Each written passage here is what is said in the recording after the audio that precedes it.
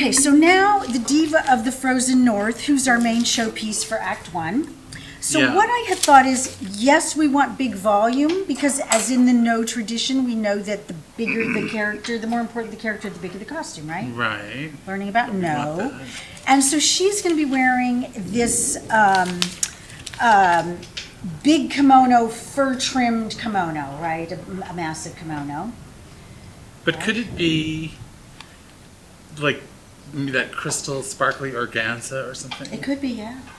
Yeah, it could be sheer. Yeah, sheer. Yeah. And then you'd see the dress, and you'd have this big Under. sheer thing, and then you'd have the fur. Okay. So what I was thinking is, this is this gorgeous What color? 30s dress that I'm I love now reproducing from the Theater Academy costume collection, and it just has a beautiful cut because it's got the kind of fitted bodice with the sort of Yeah. period-looking thing, and then it's just got 4 big panels on the skirt. So my idea is to enlarge those panels so that it's fairly flat in the front, and then really becoming bigger on the sides into the back. Okay.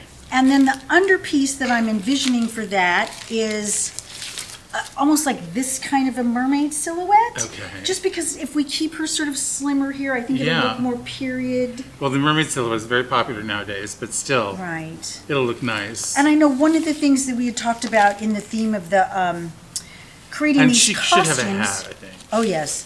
One of the themes was where our reality, what's the relationship between fantasy and reality?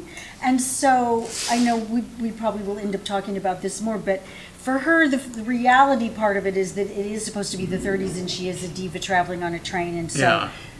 she could have a silhouette that reflects that a little bit, even though it would Yeah. be exaggerated.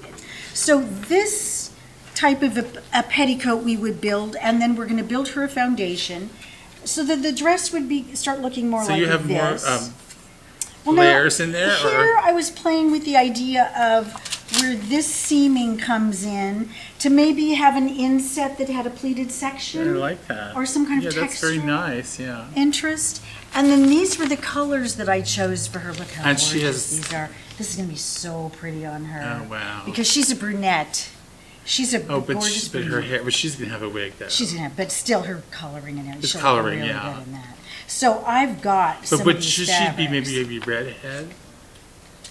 Or blonde? Now, okay, I didn't get a wig Let's for think her about yet. that. Let's think Because about I looked that. at 40s wigs. I looked at this thing called Glory Roll wigs. Oh, that's And the Victory Lord- Roll wigs. Victory Roll. Victory Roll Yeah, wigs. yeah. And that sent me this whole search engine thing too. All that whole period, and there are some really good ones. Uh-huh. But there's mostly like rolls and stuff, and then they are longer with a flip Uh-huh. here. So I'm Right. not sure if we want that, For her. or do we want it all up with Well, the hat? actually, no, we want this big hat. And you had been talking about a big picture hat. Yeah. And I was like, no, that doesn't sound right. But actually, it is right. Because, like, this kind of thing is very 30s. Yeah. These kind of big, yeah. deal hats. So I was sort of sketching it like that kind of a thing. I like this. Yeah, Like I like this big, look. Yeah. Right? Yeah. And then here would be the kimono with And the there's fur. some jewel thing. There's some and jewelry and some important Cool. jewelry. Well, maybe he has pearls on, so maybe. But no, she could have these jewels. Yeah. Now, look at this. Is that Now, Diana you know we Vreeland? happen to own that piece of roadkill. Shauna, where's that piece of roadkill? That big muff? I mean, this was from the Bob Mackey project that we did years ago, where some students spent $500 on foxtails. So we do have this.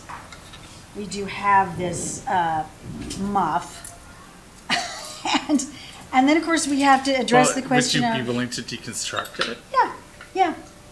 So it could be that we take all these tails off and dangle them down the front. Yeah. Uh-huh.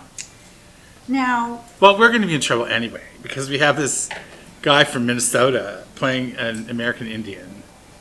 So if they ever catch me in that, I'll be drawn and quartered. well, but can't we make And then it I have a this woman getting sexually assaulted on stage.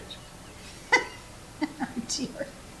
But the fur thing is that it is a show, and it is, I mean, it'd be interesting to kind of research this a little bit, that if it is a character who was wearing fur in the 1930s, we've come a long way. It's 50 years later, 70 years later, and now we don't wear fur in public. But for a play, for a theatrical production, you know, for example. the Well, idea- you could say these are vintage furs. The animals were killed long before the anti-fur movement. Right, I mean, and we have they- this little they're guy that I was wanting to use in one of the 30s My costumes. grandmother used to wear those things that fox with the actual mouth and the clamping on the tail. I know, right? I was like, wow, that's amazing. Yeah, so anyway, we've got this. He has a little mouth. Yeah, there he He is. has a little mouth, yeah. So I think your idea of the sparkle organza is really a great idea. So we could have, get kind of a stiff sparkle organza so that we could then trail the tails down the front and on the sleeves. Poor baby. Poor baby. Poor baby. Oh. Little body. Look at his little feet. All right.